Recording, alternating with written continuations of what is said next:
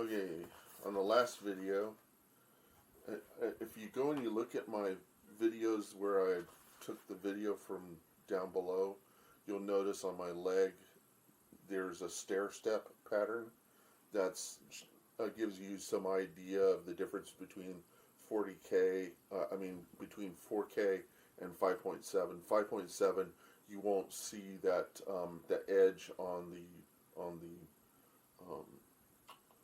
the socks, and what that is that's you're actually seeing pixels there.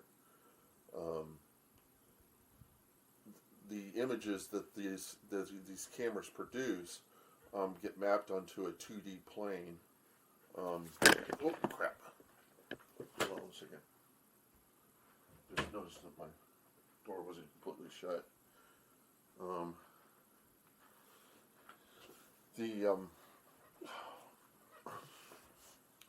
And I just yanked at my my VR headset's right behind the camera. It's this is what I use to play Minecraft VR on, and I've got a cable that's attached to the table to make sure that the cable is not riding on my leg or on my foot or something, and just because I don't like the feeling of wires riding on the surface of my body.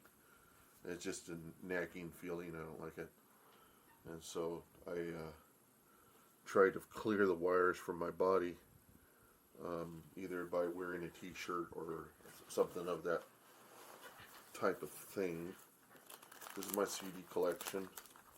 As I said, this isn't the complete CD collection. This is like, I'd say this is like only about 40%, and I don't even listen to these CDs. I mean, this is stuff I've collected. Some of it I haven't even listened to in like ages, and some I never listened to. I just bought it thinking I would listen to it, and I just never did. Lots of stuff.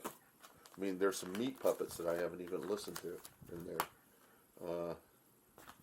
Sting Bringing on the Night, Best of Berlin, Roxy Music, Joe Walsh, Tripping Daisy. This Tripping Daisy, that's the one that's got, I got a girl that lives with... Let's sing that song. So you go to Safari. It's really funny. I'll go look at the comments and people say, oh, thank you for singing that song. That was such a great, I love that song. And it's amazing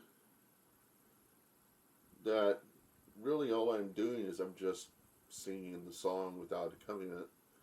And can't even say accompaniment. It's one of those things that you just kind of like say and then hope that people don't realize you can't really say it. There are some people that are just out there that are lonely and they just want somebody to talk to them, even if there's no real interaction. But you can comment, and then I can read your comments, and then I can respond to them later, and you'll go, oh, he reciprocated my talking to him, that he's actually reading. And I try to. A lot of the comments that I'm getting from people is, okay, how did I end up here? And I don't know how. For whatever reason, YouTube wants... I know for a fact that Google spearheaded the movement for the VR 180 format. And what they're trying to do is they're trying to get people to get their cell phones into a special contraption called the Google Cardboard. It was $8. It was a piece of cardboard. You'd stick your cell phone in, and then you could put it on your head. And because the cell phone has an accelerometer in it, and the accelerometer is really just a ball bearing with some springs and a little sensor, something like a theremin or something on the inside, that a variable directional sensor that watches that ball bearing touching it over, it completes a circuit or something, and it can determine how much of the weight of that bearing is moving from one side to the other. That's what I think is going on in the inside. Somebody probably have a better description of what's going on. That's my engineering brain saying, hey, this is how I'd solve this problem. And so you put a spring, 2 springs on either sides of a steel ball, make it really small, and then stick it and have a sensor in there that is really just like a multiplexer, or some sort of numbers of little metal leads that when the ball touches them, they complete a circuit, and then a little piece of memory puts up a little bit of a bit flag, and the system says, oh, it's down here, oh, it's up here, oh, it's to this end or that end. And there, if it's 32-bit, there's 32 little sensors there. Who knows? And so it can detect whether it's left or right, forward or backward, but it can't detect it can't detect where you are with respect to north and south and all that stuff. So it can determine if you're left or right, or if you're forward or backward, but it can't. But with the compass, you get the third, and with those all together, you get what's called a 3 DOF, 3 degrees of freedom, and that's what you got on an Oculus Go. These suckers right here. This is your Oculus Go, and the only difference between this and a cell phone is that this one is designed to work well, and you don't have to use your cell phone. It's basically a cell phone without the stuff to pick up the call and all that stuff. You could do pretty much everything you do with a cell phone with one of these. It's just that they're not designed to be cell phones. They're designed to be virtual reality headsets. And Google is trying to push this idea of taking people's cell phones and doing this, but they didn't do it very well. And the Google Cardboard was kind of the foot in the door. They thought it was the foot in the door. The rest of the VR world looks at it as a curse, because when they did it, it maybe got the foot in the door, but to some degree it just gave people the wrong perception of what virtual reality would, the quality of virtual reality had reached, and that it just wasn't, and it was Oculus who actually brought it into its own, brought it to the point to where people could see what a professional release of a virtual reality headset could look like. And the Go, the difference between the Go and the Quest, and you'll be able to figure it out right from the get-go when you see them.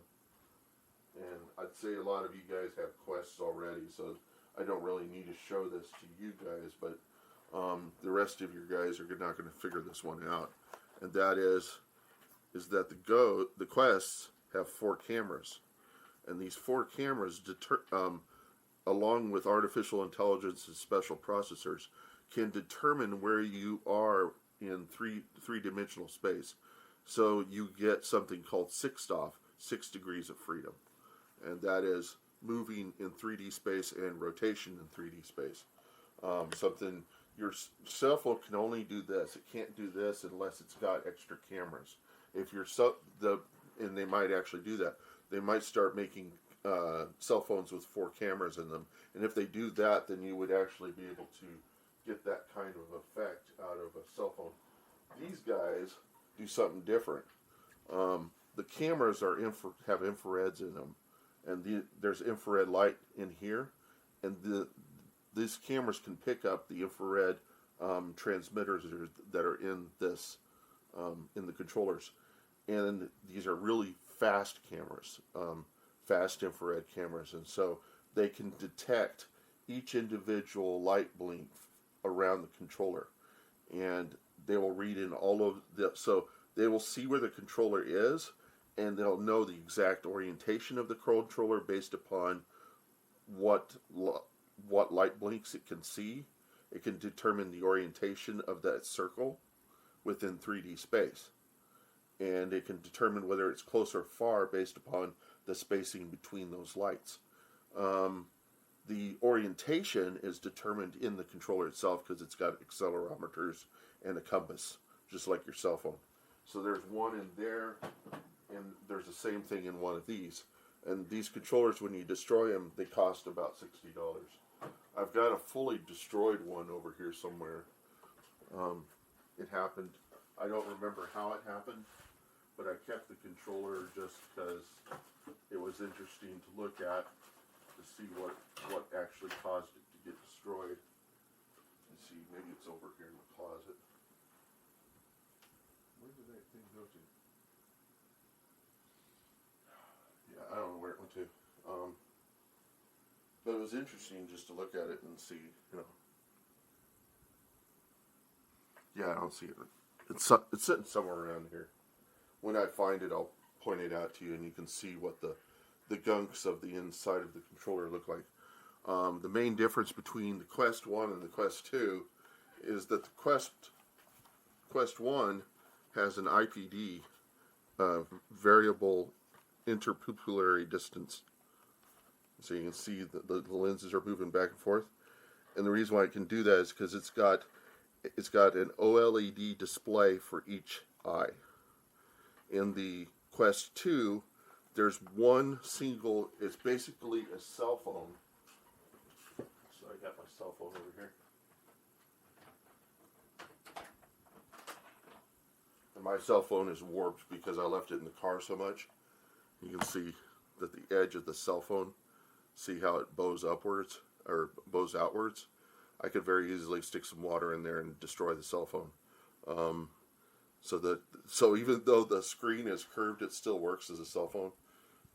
But what the Go is, or that's the wrong Go. That's the one with all the attachments that are used for Minecraft.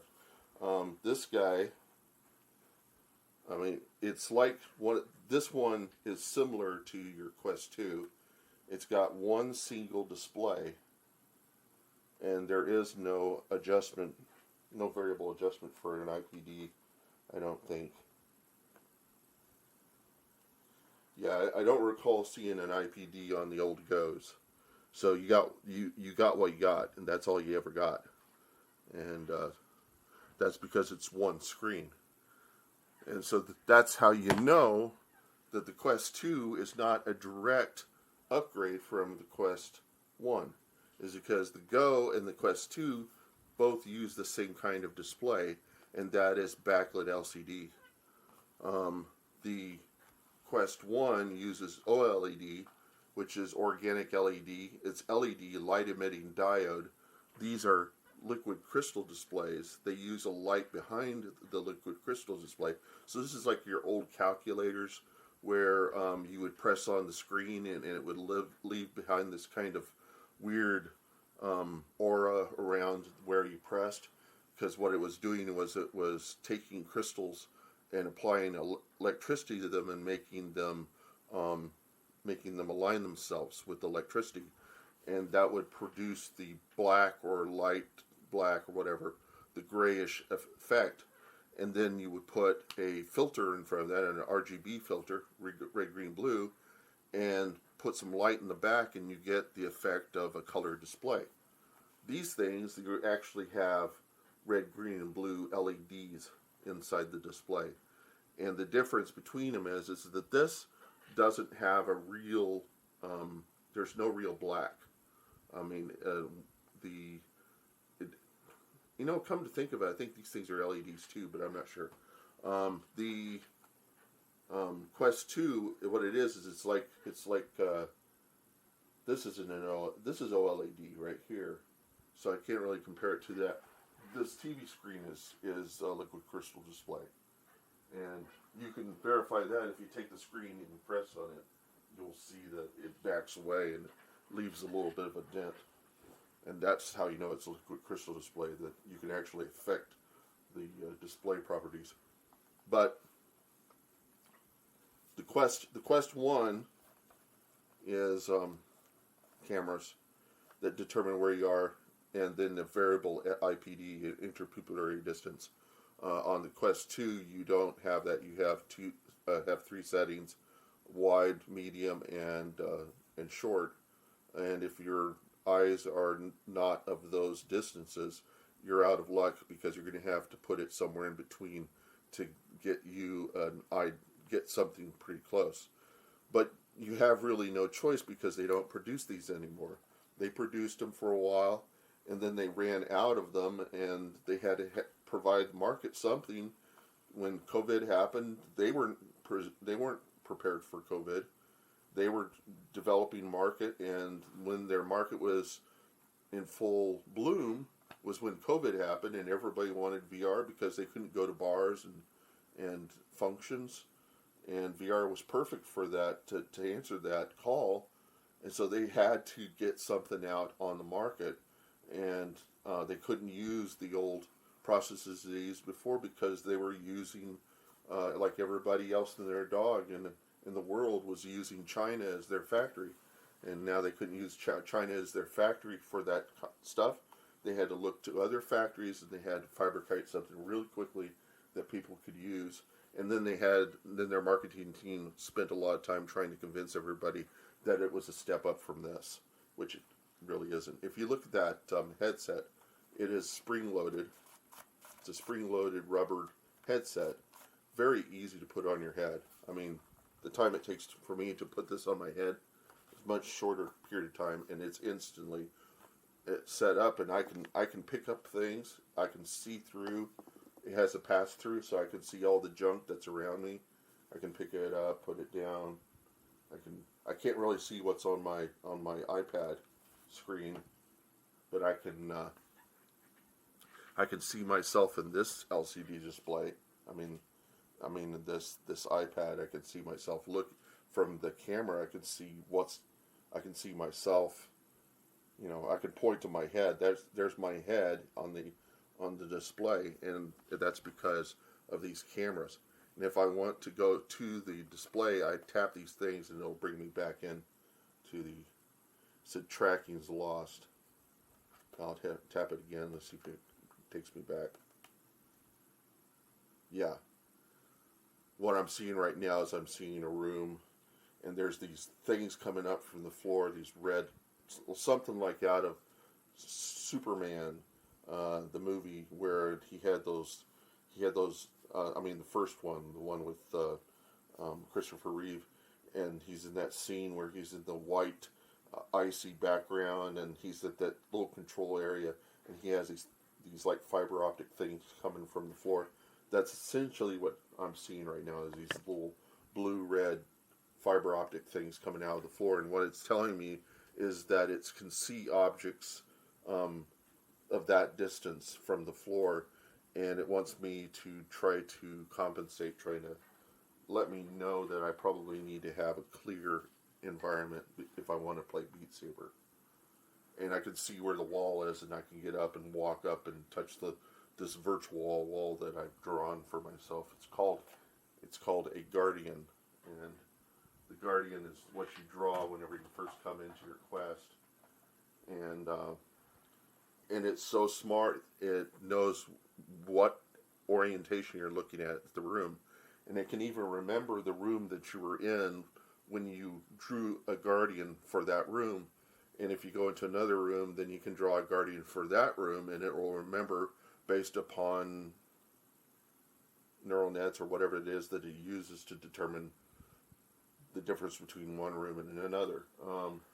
I don't know that for sure. I haven't tried to go between rooms, but I'm sure that it will remember other rooms. I've used it in other rooms. It's really freaky when you're watching a movie and you can go and walk through the display and then come out the other end and turn around and come back, and the display is still sitting there hovering in space. And that was more fun whenever they provided you the capacity to use the see-through environment as an environment for the headset, because it gives you those virtual environments. But then they used to have a pass-through environment where you could turn it on and you could walk around your room, and the elements that were in the 3D space would be sitting there hovering in space around you, and you could just, like, you know, you could get up, you could get a drink, come back, sit down, and the movie theater thing would be sitting right there, and you could sit there and watch your movie off your Netflix, your Prime. They got apps in there for Netflix and Prime, as do the Go's. The Go's are not completely useless. These, if you can get on, you have to be an old Go user because I don't think they'll give you access to the store. You could sideload these things if they let you sideload them. So you buy one of these, and then you sideload them with big screen or Netflix and Prime, and you can sit there in bed while your wife is asleep. Put this sucker on, and there's a little controller. And so you would get this controller. It's right here. This guy right here. And difference between this and the Quest. The Quest is 6 degrees of freedom, movement in space. Definitely for this, for the controllers. The controllers have to be in vision of the cameras that are on the front of the Quest. Otherwise, they will lose their tracking. And so if you play a bowling game and your hand goes outside of the tracking of the headset, it will not know where your bowling ball is. And you'll end up with a floating ball behind you when you go to run your hand. And so you have to keep the bowling ball on your hand oriented with each other, otherwise the hand will lose the tracking. But on the Go's, this is a 3 DOF and that's a 3 DOF, 3 degrees of freedom. This only gives you rotational stuff. They call this the mouse controller because it's like no different than using a laser pointer to point at something on the screen. That's basically how you interact with things is rotationally. And here it's the same thing. You've got your head's in a fixed place in space. This thing is in a fixed place in space. You use this thing to interact with stuff along a sphere in the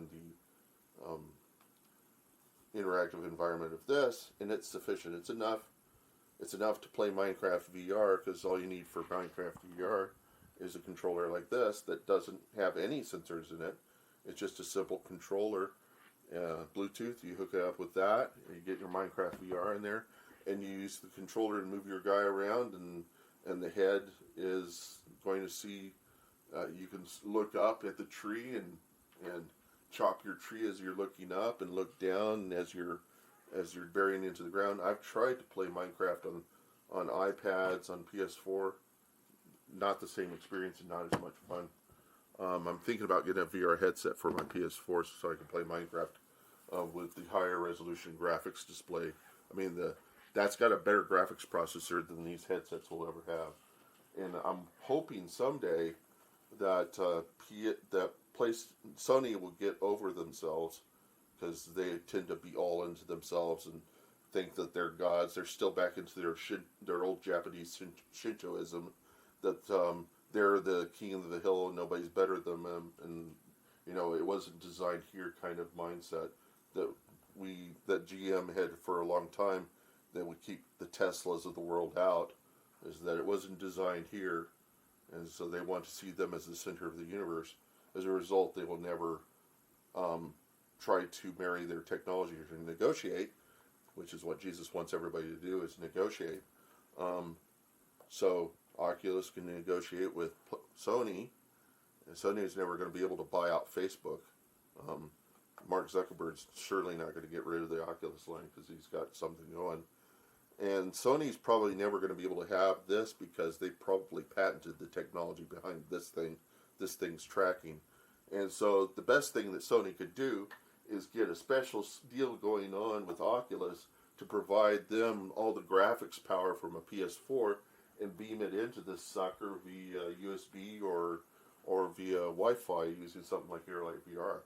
And then you could be sitting there inside of your Oculus Quest playing video games from the PlayStation line. And Oculus guys, you just have to face it, your games suck. They just overall pretty much suck. The only games, however, the people that you have buying these things tend to be Luddites, and they love sports games. They love golf. You know your market. You know your market better than I do. It isn't gamers. It's people would not otherwise be able to do anything inside of a game environment, and they prefer something that's more real, something that's closer to reality. And so that's the crew I deal with, people that want to play battle royale type video games. And I want to play music games. I want to play creative painterly. I found a great painting game on the Quest the other night, and I'll have to do a bit about that. It's web VR, and so you don't have to buy it. It's just a web page you go to, and it's like Art Rage. It's like the program Art Rage. I wonder if I have it on here. So let's get Art Rage out. So this kind of high quality paint program. And the reason why is because it tries to simulate the effects of oil paints. And there is a program in WebVR. I don't know what its name is, but you'll learn of it because I think the Quest experience, their thing that comes up and shows you like what you could do today. They're pushing it. They're trying to get people to use it, and it's really cool. The only problem is you can't really own it. It's on somebody's website, and but it's better than nothing, which is kind of what Oculus currently has as far as this goes. Saying, whoop. That's the thing I hate about the iPad is when I do this stuff and I go up here, it wants to flip that screen in. How in the world I get to keep it from doing that? All the crap they put in there to make it easier for other people, and you just want that stuff to get disabled so that you can do some creative stuff. And so those are painterly effects. You see, what I'm applying here is I'm actually applying tubes of oil paint, and this is what Bob Ross would work with, is something like this. And he would. There's actually a documentary about him right now that it's called Pretty Clouds, Corruption and Greed, or something like that. And you'll spend the entire documentary wondering when all the nasty stuff happens, and it happens at the end. And I'll just reveal, I'll do this plot spoiler, it has nothing to do with him. He's as straight-laced as anything. I mean, he's like Mr. Rogers as far as, although he had some extramarital affairs, it's not anything big deal to write home about. I mean, what it was other people wanting his stuff and basically stealing his name out from under him. So whenever you go and you buy those supplies, those Bob Ross supplies, Bob Ross's family doesn't make a dime. I guess it's such from a sibling of his who sold the rights over to somebody else to his name. And so although they're maintaining the line of the paints that he used, which you'll need in order to paint like him, his son is getting not one dime from any of it. And it was his son, I guess, had him and the people that Web Paint Company or whatever, that Weber Paint, the two of them together that were kind of pushing the film, and they're doing it at the risk of getting a lawsuit from the people that his father had worked with, the husband and wife team. And I'm not really much of a Bob Ross fan. I love documentaries, and I love finding out about stuff like that. I love oil paints. The only thing that they probably won't get for a while until they have haptic feedback pins, which you can. It's what you do is you take a robotic arm and you put a pin on it. I've actually dealt with something like this back in SIGGRAPH 96 or 95. There was a booth that was offering a robotic arm with a mirror attachment and a camera and a screen display, and you would look into the screen through the mirror and interact with the pin underneath the mirror, And so you got this feeling that you're interacting with the graphics inside of the monitor. And it used a kind of a haptic feedback version of OpenGL. It was a interactive haptic feedback GL. So it was about the texture that the pin was trying to reproduce. And GL is a graphics library. It's what they use in order to, it was the first graphics library, the first graphics system to do real-time 3D graphics on it was what SGI had designed. And in school I learned how to program in OpenGL. And OpenGL was what they used to make games like Quake and Doom. I mean, not Doom, but Quake. Used GL. And one of the people that's developing for Oculus, John Carmack, who I would consider to be the father of all 3D games because he worked on Doom and Castle Wolfenstein 3D, and he formed the ID software company that made a lot of the whole Quake line of video games. He is working for Oculus, and so he talks all the time to what's his name, the guy who made the Tesla. He's kind of like, hey, such and such, check this out, and they'll sit there discussing stuff.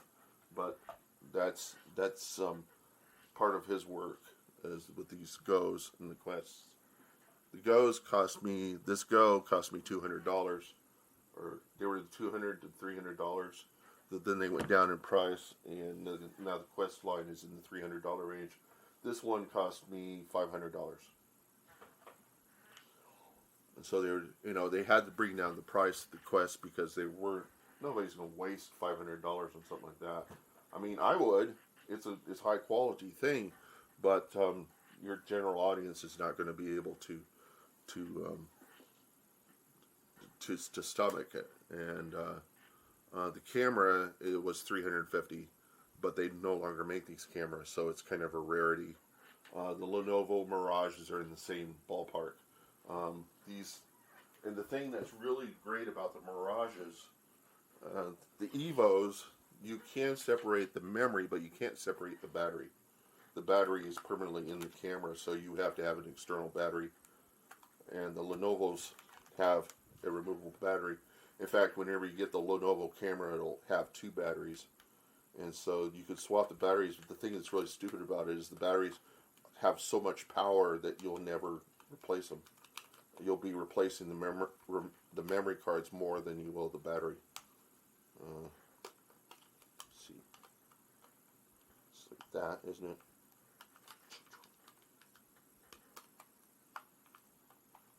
There we go. Notice there, it's still bugging me. Okay, and there's where you put your memory card, is right there. Now comes the memory card.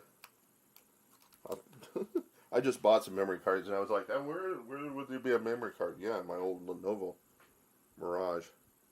This is a 32 gig. And with 32 gigs on this camera, you could very easily store about an hour and a half of 3D or VR 180 video content. And then that's just your USB. It looks like it's a USB-C. It's a USB-C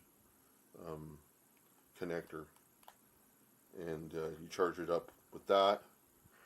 And all these things do, is they produce an image in MP4 format or JPEG, depending on whether or not you're taking a picture. In the JPEG version of this, it makes you think there's only one picture, but you have to use a Java program to extract the second image and create the full 3D VR 180 photo. And there's no web VR programs I know of that will take the photos and let you make VR galleries out of it inside of the headsets. It would be nice. It would be fun to be able to do some VR 180 photos. This camera is the same nature. The difference between them is that this thing's only a 4K and that thing's a 5.7. And this thing has got a lot more electronics in it than this thing. This thing's I would say is the dummy version of VR180. It's just a camera that records to MP4 format directly from the fisheye lenses. It creates two circular video displays inside of a rectangular image, and then there's software that you would use this stuff on. Actually, you can just take the MP4 directly from this and upload it to YouTube, and Google will do the transformations for you. But on this guy, I have to use transformation software on the Windows machine, and because it always seems somebody hacks my Windows every time. This guy's not connected to the internet. His whole life, his whole life goal, all he lives for, is to convert videos from this camera. And I was just like, I was bemoaning the fact that even if I connected it to the net, someone would hack into it. And I said, forget it. I'll just not have it connected to the internet.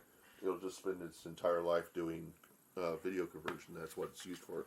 It's kind of like this guy over here. That guy, all I use him for is to download YouTube videos and do sound analysis on them. That's all that guy's used for. This guy here's not used at all.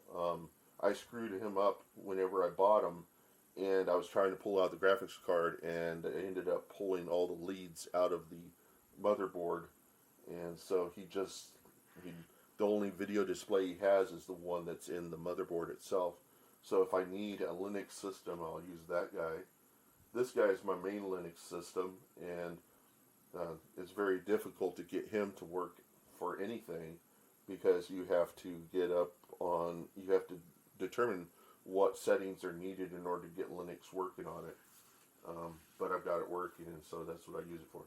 It's my porn machine. So if the government is wanting to find out what it is that I look at, what porn I look at, it's on this guy over here. And I keep him separate. I also use him to upload videos to YouTube. If I lose these machines, I can always get others.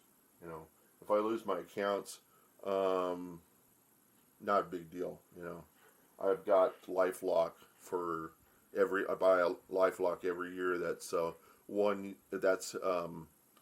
That's hackers insurance.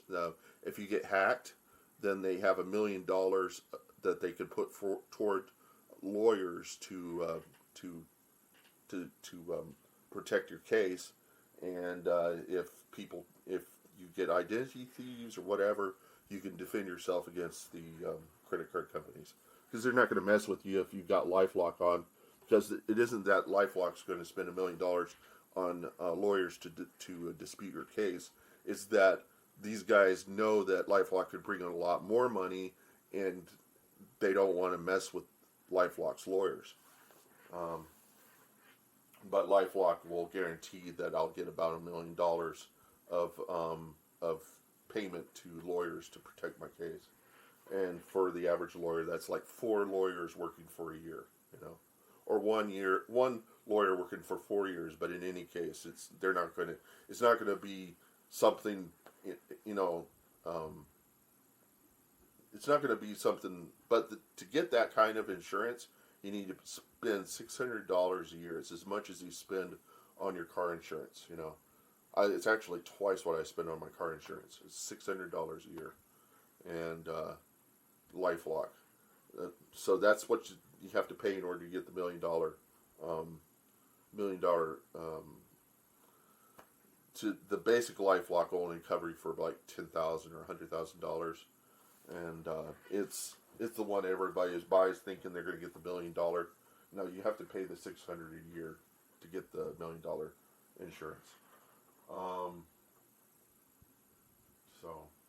And then I've got all these extra LCD displays. One I actually use this is a doorstop. The guy down on the ground, there isn't any reason why he needs to be a doorstop. It isn't that he's any lesser of a screen than these other guys. He's a ViewSonic. That's a hands-free. This guy down here has actual television ability. It's the most versatile of these displays that I've got. This guy is down here. He isn't a smart TV, but He's got a cable coaxial input, and you can use them as a television, as a full-fledged television for old VCRs or whatever, anything new. I think I don't know if he has HDMI, but I know he's got a VGA input. And this guy over here is the smart TV, and this guy has HDMI inputs, USB, and it's got its own little computer inside of it. And if I want to, I can tell it to play some music videos while I'm sitting around doing nothing. So I can do that now. Tell it, and I can go play some 80s music from Australian 80s music scene. Turn the volume down a little bit.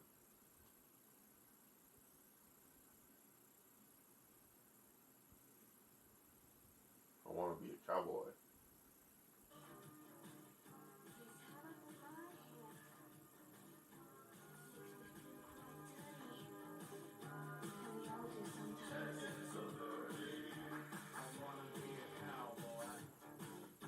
So you can be my cowgirl. I want to be a cowboy. Most people in Texas identify with this song.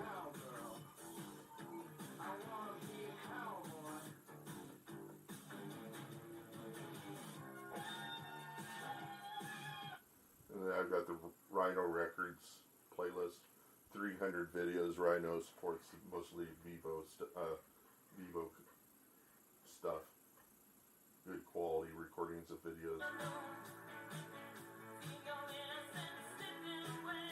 This girl came before Madonna. She was the female sex. She and Sheena Easton, and then Madonna hit the scene and they kind of disappeared. Laura Branigan. She doesn't look all that attractive, but believe me, she was hot. Laura Branigan and Sheena Easton and no, Kim Carnes couldn't have possibly been a sex symbol. She was probably in the 70s, but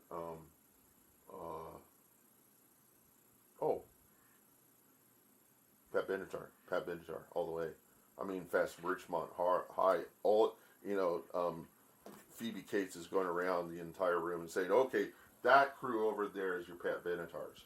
You know, the ones that are wearing aerobic tights and have the bandanas or I mean the sweat things on their head. And, you know, that is your Pat Benatars. Exit full screen. No, come down. And then I got the random channel. What I like to do is I like to move it down here.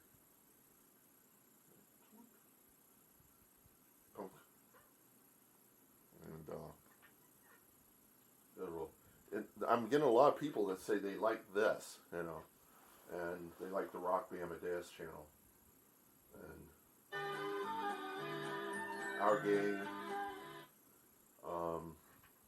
the old Alfalfa and all of them. And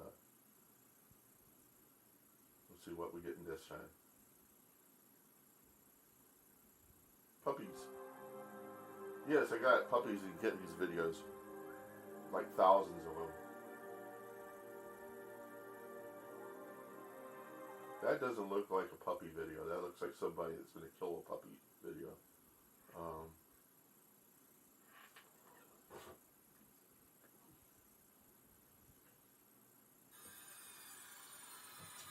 The end of a Styx video.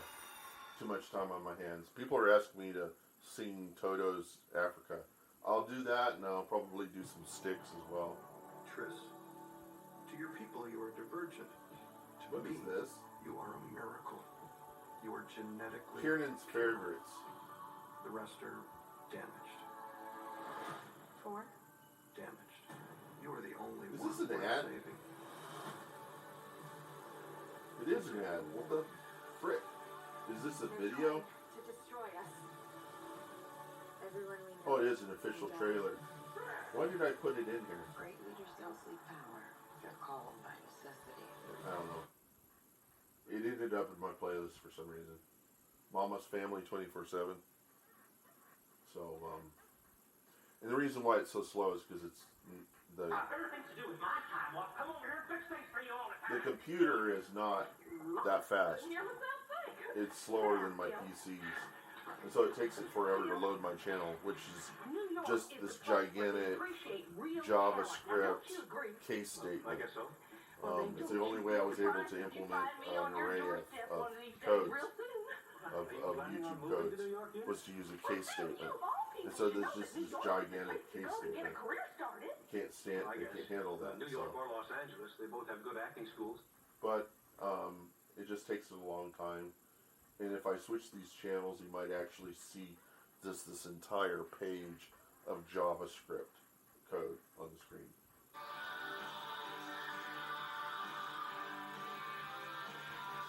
And you're probably wondering, is it generating that JavaScript every time you load in a channel? Yes. PHP is going to the trouble of reading in a database, consulting with some databases, some text and stuff, and it's auto-generating the page every time. So if you really want to take down my site, you would have to devote a bunch of computers to taxing it, but I have infinite throughput, so it isn't like it's going to cost me in terms of data throughput. You would have to waste so much time trying to take down my site, you know. And then GoDaddy would say, "Hey, look, all we need to contact these people because this is probably all these compromised computers." And then you would lose all your compromised computers because their owners would be getting information from GoDaddy notifying them that their computers have been compromised by a virus or whatever that you wrote or somebody else wrote, and you're taking advantage of through IRC or whatever, letting them know that they have something to do, which is to attack my site. That's cyber warfare for you.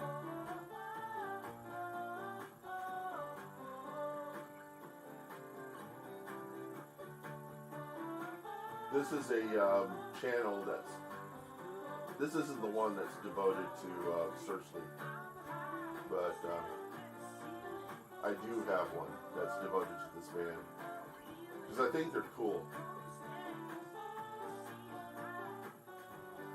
I think this guy's got his own channel on YouTube now. I'm not sure if it is him though. I mean, I saw it, but I wasn't sure. It looked like him, but. Hey, thanks again, you guys.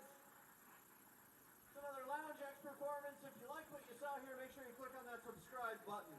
Make sure you click on the subscribe button. You never hear me saying that. Thank you.